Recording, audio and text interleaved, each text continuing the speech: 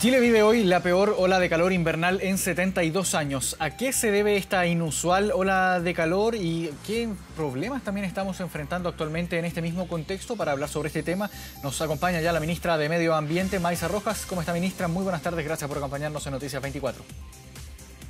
Muy buenas tardes, gusto conversar con ustedes sobre olas de calor en este caso. Claro, igualmente, ministra. Justo hace algunos minutos conversamos también con Marco Billy, uno de los investigadores de este Atlas de Riesgos Climáticos, y que viene bien también para conversar sobre este tema que estamos enfrentando hoy en día. Esta ola de calor que es la más grave que hemos enfrentado en un periodo de 72 años. Y quiero saber su visión, ministra, respecto a la situación que enfrentamos hoy. Primero hablemos del factor externo, del factor climático, el factor meteorológico que estamos viviendo, y después vamos a hablar también de qué hace el Estado para enfrentar también esta situación. ¿Cómo califica usted esta ola de calor? Hemos visto durante esta semana temperaturas de hasta 38 grados. Esta semana en Vicuña, en Buenos Aires también, en Argentina, se registró la temperatura más alta para un día de agosto en 140 años, si no me equivoco. Y es evidente que estamos enfrentando un escenario mundial que es bien preocupante, considerando también que en el hemisferio norte están en pleno verano y que ellos también están enfrentando olas de calor, y nosotros aquí en invierno, pleno invierno, también olas de calor. ¿Qué está pasando en el mundo, ministra? ¿Cuál es su visión respecto a este escenario climático mundial? Sí, a ver, esto no es mi visión, esto es lo que sabemos, lo que nos ha dicho la ciencia hace mucho tiempo ya. En este caso estamos viendo la superposición de dos fenómenos. Por un lado es cambio climático, ¿verdad?, que es la tendencia de largo plazo. ¿Por qué? Porque estamos quemando combustibles fósiles y eso hace que la temperatura del planeta aumente. Pero sobrepuesto a esto está ocurriendo algo especial este año, que es un fenómeno del Niño, que se refiere a que cuando las temperaturas en el Pacífico, en el Océano Pacífico, en sus trópicos están por encima del promedio normal, eso le llamamos fenómeno del Niño, y eso entonces se le suma a estas altas temperaturas. Ahora, una ola de calor en invierno a nosotros, las personas, no nos puede parecer tan grave, ¿verdad? Porque uno dice, bueno, las temperaturas están un poquito más altas, agradables, pero pensemos que las olas de calor no solamente tienen efectos sobre las personas, sino también, por ejemplo, sobre los cultivos. Los cultivos están adaptados para crecer, en ciertas condiciones, y cuando esas condiciones no se dan, tienen efectos. Así es que esto puede efectivamente tener efectos, pero quiero dar un ejemplo porque yo diría que personalmente a mí fue el que más me llamó la atención, que nosotros teóricamente sabemos que las olas de calor tienen, por ejemplo, un efecto sobre la productividad laboral. Hay trabajos que no se van a poder realizar. Piensa una ola de calor en verano, con sequía, todos los trabajos al aire libre se van a poner más complejos. Y durante esta semana, Irán, en el país de Irán, están en verano, tuvieron que declarar 2 días de feriado porque llevaban varios días por sobre 40 grados y ya no era seguro que la gente no solamente no trabajara, sino que definitivamente saliera al aire libre. Entonces, ese nivel de efecto, paralizar un país por una ola de calor, yo creo que es de una magnitud que yo personalmente no lo tenía como tan incorporado, ni no me esperaba que llegara tan pronto esos niveles de situación que ya ponen en riesgo la vida de las personas. ¿Y cuán cerca cree usted, ministra, que estamos de una situación como esa, que haya que, por ejemplo, llegar a paralizar el país, por ejemplo, por una ola de calor o por otro tipo de fenómeno climático que pueda también generar problemas para algo tan simple y tan cotidiano como estar al aire libre? Así es. Nosotros acabamos de tener durante los últimos 6 meses 2 eventos que paralizaron el país bastante. Claro. Recordemos los incendios forestales en febrero. Hubo 3, 4 regiones del país con incendios forestales en que hubo días en que también se le decía a la gente de no salir de sus casas por el nivel de contaminación que había. Eso llegó en algún momento hasta Santiago, o sea, fue como 1/3 del país. Eso fue en febrero. Y en junio, hace un poquito más de un mes, tuvimos unas inundaciones que nuevamente se dio. Para los incendios fue una ola de calor y sequía, ¿verdad? 2 eventos relativamente extremos que se sumaron y dieron un impacto que fue aún mayor. Las inundaciones fueron un evento de precipitación bastante importante, no extremo, pero bastante importante, pero sumado nuevamente a temperaturas altas y el efecto combinado de esos dos eventos hizo que los caudales aumentaran de una manera y también tuvo paralizado por poco más de una semana al país, a una buena parte del país. Claro, claro, harto problema generó sobre todo también ahí las últimas lluvias ahí en la zona centro-sur de nuestro país y claro, lo veíamos también, hubo paralización de actividades, hubo personas que quedaron aisladas también por harto tiempo y todo esto desencadenó una serie de acciones que debió ejecutar el Estado para ir en ayuda de las personas y también para ir a enfrentar la problemática ahí en terreno y respecto, por ejemplo, a la infraestructura.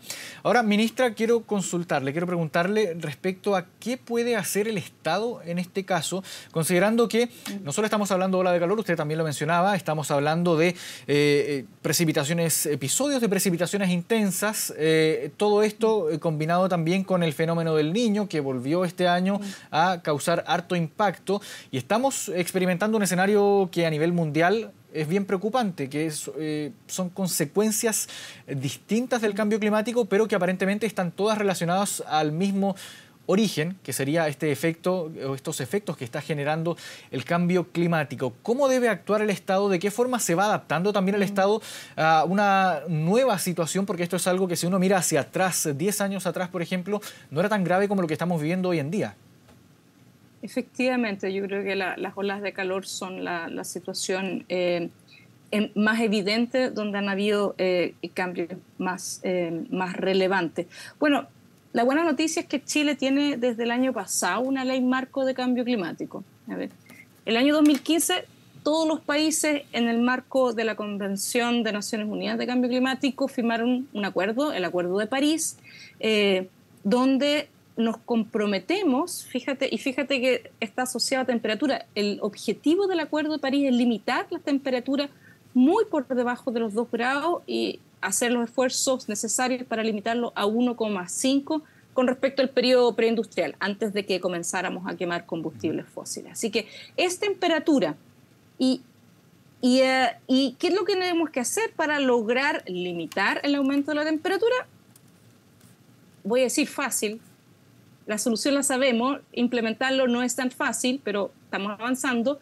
Tenemos que dejar de quemar combustibles fósiles. Me refiero al carbón, al diésel, al petróleo, al gas, y generar esa energía con energías renovables, es decir, hacer una transición energética. Chile está bastante avanzado en esa transición energética y por eso nuestra ley habla de 2 objetivos: carbono neutral a más tardar al año 2050. Con eso hacemos nuestra parte para lograr el objetivo del Acuerdo de París y al mismo tiempo que Chile sea resiliente a los efectos adversos que ya estamos viviendo del cambio climático. O sea, se hace cargo de las causas y también de las consecuencias. Y cuando hablamos de resiliencia es una palabra que significa que uno es una capacidad de un sistema, de un ecosistema, de una sociedad, de un edificio, de infraestructura, de hacer frente a shocks. ¿Qué shocks, por ejemplo? Podemos hablar de olas de calor, de marejadas, de incendios forestales o de inundaciones. ¿En qué se traduce esto en concreto? Por ejemplo, en el caso de las olas de calor, por tener, por ejemplo, ciudades que tengan más árboles, porque los árboles bajan la temperatura de manera muy significativa.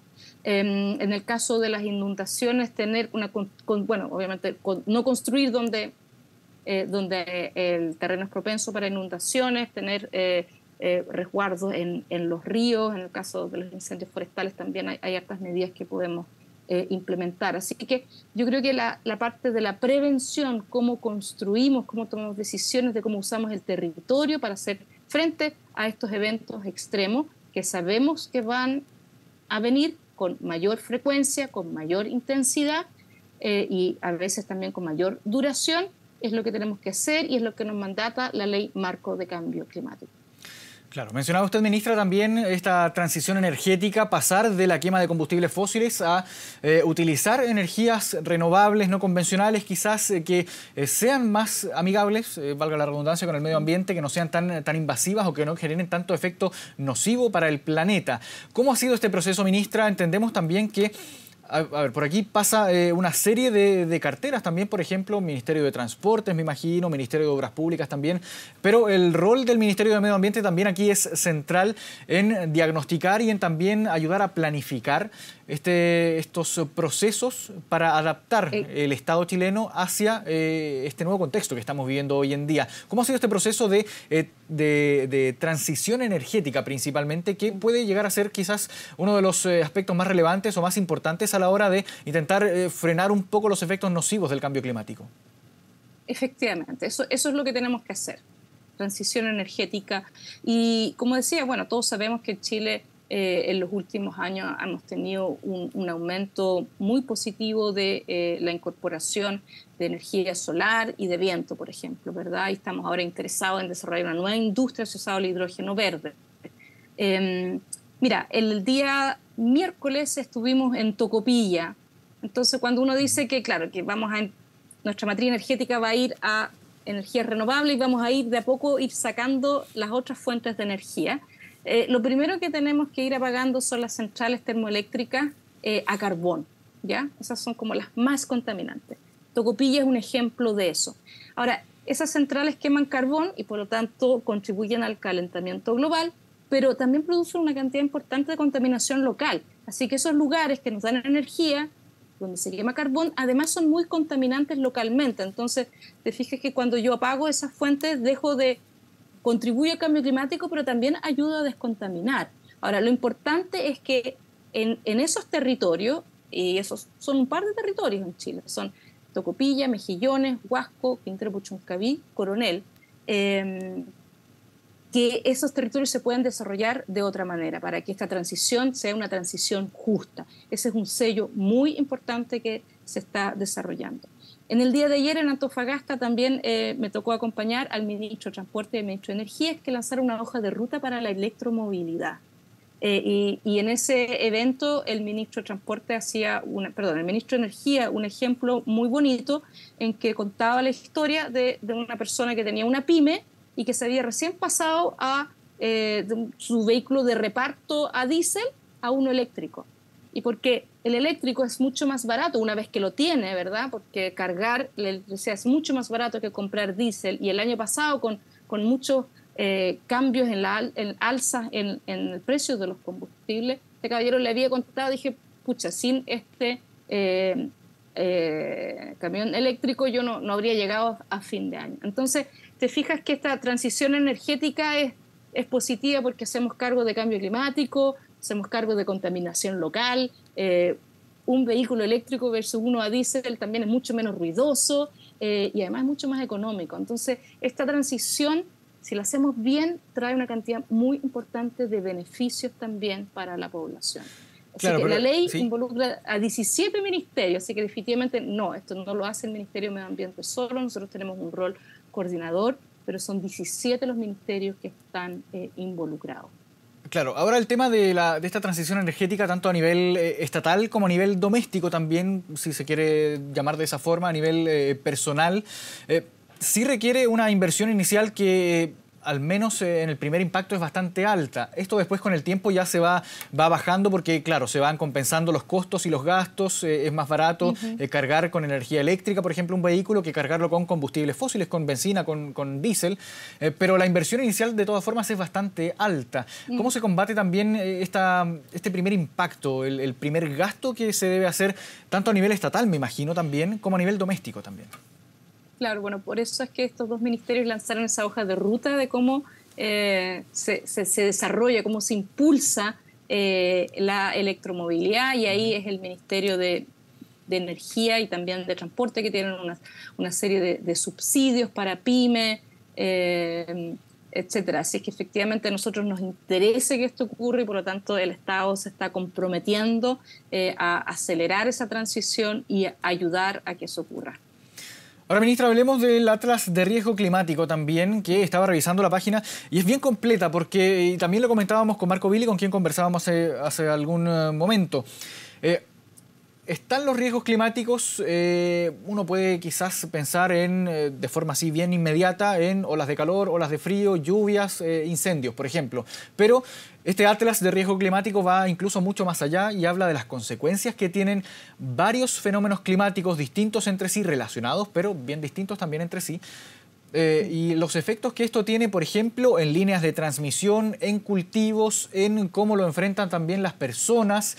Háblanos también de este Atlas de Riesgo Climático, todos los ámbitos que abarca, porque esto es un proyecto que lidera el Ministerio de Medio Ambiente también.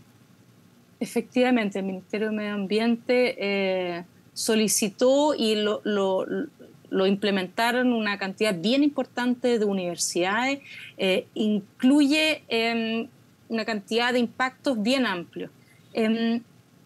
Probablemente Marco esto lo explicó. La palabra riesgo, cuando hablamos de cambio climático, tiene una definición bien precisa y es el resultado de tres elementos. Por un lado está la amenaza. Cuando hablamos de la ola de calor, esa es una amenaza, ¿verdad? Porque es el clima, es como externo a nosotros. Después está la vulnerabilidad y la exposición. O por ejemplo, una marejada también es una amenaza. Ahora, si la marejada ocurre encima de unas rocas donde no hay nada ni nadie, no hay riesgo, ¿ya? Pero si la marejada, y a eso se refiere la exposición, ocurre al lado de un puerto o donde hay construcción, entonces esa es la exposición y por lo tanto hay un riesgo es alto. Entonces, por eso es que necesitamos estos tres elementos. La parte de la amenaza es la parte física que está asociada a cambio climático, y ahí quería hacer una precisión nomás. Olas de frío obviamente existen, pero con el cambio climático las olas de frío van a disminuir, ¿ya? Claro. Ya han estado disminuyendo, pero son las olas de calor las que se van a intensificar. Y claro, y lo que yo mencionaba con estos dos ejemplos de los incendios y de las inundaciones, estos son riesgos asociados a estas amenazas, que además son eventos extremos compuestos, que también entendemos de que han estado aumentando. Y un evento compuesto puede ser, por ejemplo, cuando hay dos cosas extremas que ocurren y la sumatoria es aún más extrema, o también cuando ocurren dos cosas casi al mismo tiempo, en el caso nuestro, fíjate que ocurrieron con 4 meses de diferencia, y hubo un par de regiones, por ejemplo, Ñuble, que estuvo afectada por los dos, o sea, el impacto de eso es mucho mayor, o sea, tuvieron incendios importantes y 4 meses después inundaciones. O sea, el efecto, por ejemplo, en agricultura probablemente es bien significativo, ¿verdad? Entonces, es realmente algo con lo cual uno tiene que comenzar a planificar. Este Atlas de Riesgo Climático tiene ese tipo de información a nivel de las comunas, y eso entonces debiera ayudarnos a planificar cómo, por ejemplo, construyo, dónde pongo mis casas, qué tipo de cortafuegos uso para disminuir el riesgo de la propagación de los incendios, etcétera. Claro, a eso quería llegar, ministra, porque ahora, si uno revisa, por ejemplo, la página del Atlas de Riesgo Climático, hay muchísimos datos a nivel nacional, geográficos, datos respecto a las distintas amenazas, valga la redundancia, que representa el cambio climático, las consecuencias que esto también tiene en distintas actividades humanas. Pero también es un insumo de información bien valioso. ¿Qué se hace con esta información ahora que estos datos ya están? ¿Hay quizás alguna idea de empezar a trabajar de manera conjunta también con otros ministerios, tomando en cuenta los datos que tiene actualmente el Atlas de Riesgo Climático, pensando en que tiene, lo mencionábamos, datos respecto a la afectación en líneas de transmisión, en ganadería, en cultivos también? Cultivos, ¿Qué tipo de trabajo hay pensado de aquí en adelante? Pero pensando en trabajos intersectoriales con otros ministerios también, ¿hay algún plan para llevar a la acción estos datos? Sí, efectivamente.